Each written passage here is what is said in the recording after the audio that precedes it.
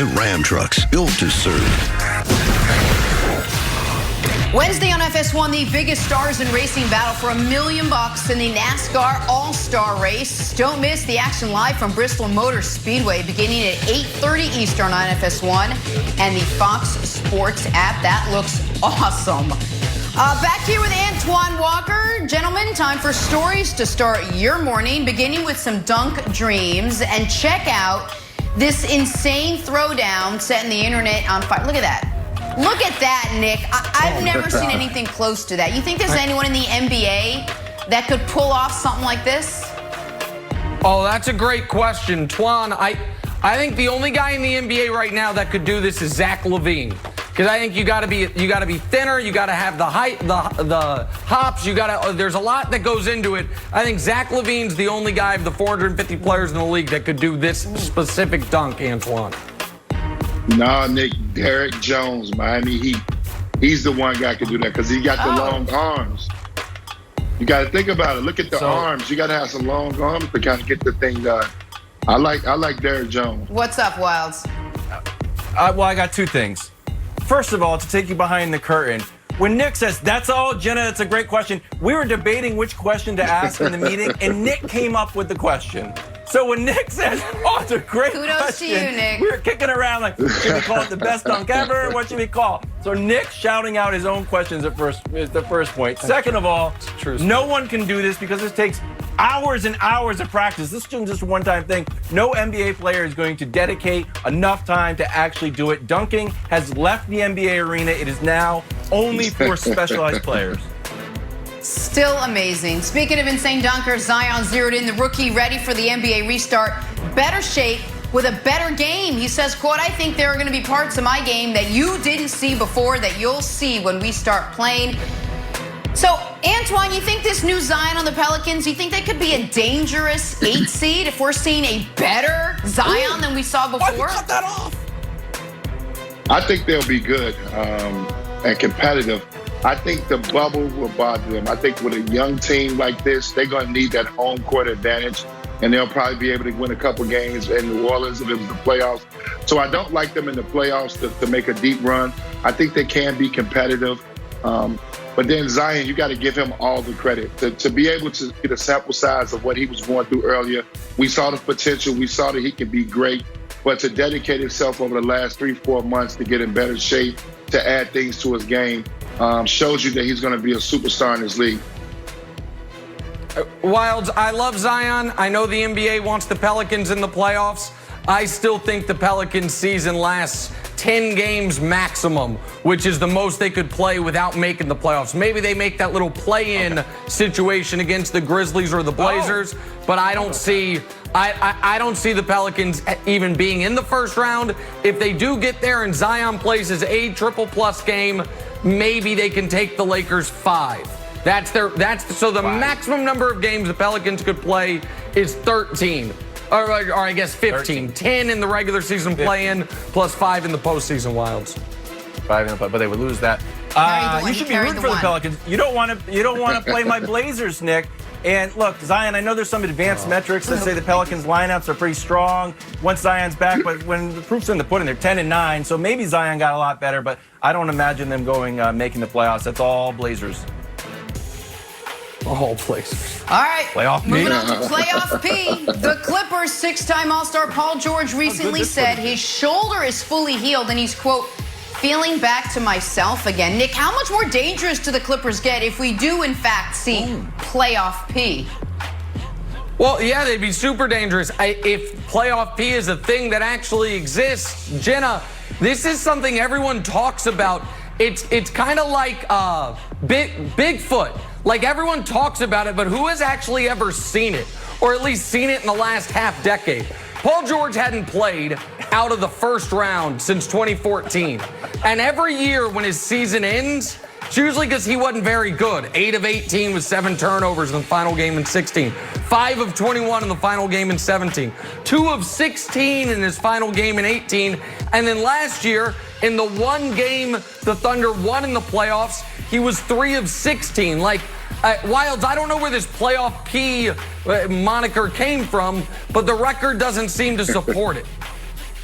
Well, I think it all goes back to that LeBron series with the Pacers. But quick question, when you talk about who has seen it in the last half decade, are you talking about Paul George or are you talking about Bigfoot there? Have you been tracking I'm talking Bigfoot about playoff sightings? P and Bigfoot, both. Yeah, both. There's been a few sightings, but not many in the last half decade.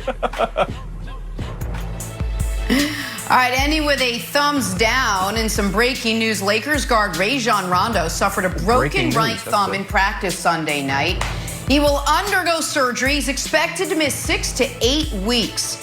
Look, Nick, you've been down on Rondo all season. How much do you think his absence will actually affect the Lakers' title chances now? All right, so this is tricky, Jenna, because you're absolutely right. But prior to the Avery Bradley injury, my biggest concern with the Lakers is Rondo going to play too much?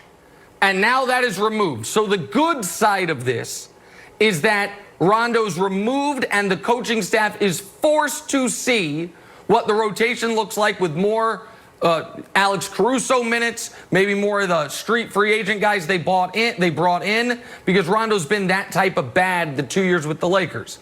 The bad with this is the Lakers had two guys that could competently guard opposing point guards. They're now both gone. Avery Bradley's gone, Rajon Rondo's gone, and one of the weaknesses going into the year was who's going to guard the opposing team's point guard. So both those guys are gone now. But the reality for the Lakers, Antoine, is very simple. It just means heavier is the head that wears the crown. LeBron's not only going to have to be brilliant, he really can't leave the court. Can we show all the Lakers perimeter guys with LeBron on, with LeBron on versus off. Every single guy they got, when LeBron's on the court, the team is awesome. Everyone except Danny Green, when LeBron's off the court, struggles immensely. So, Antoine, to me, this is it's another reminder. LeBron better be ready for 40 to 42 minutes a night immediately. No. You got to hope he's in shape. You got to hope if he can do that, then the Lakers will be fine, and they actually might be better off because Rondo won't be soaking up minutes. If he can't, then I think you're going to miss the extra ball handling Rondo can give you, Antoine. It's a tough one because obviously I'm a huge Rondo fan. This is disappointing to see him have to go through this. I know he's seeking another title.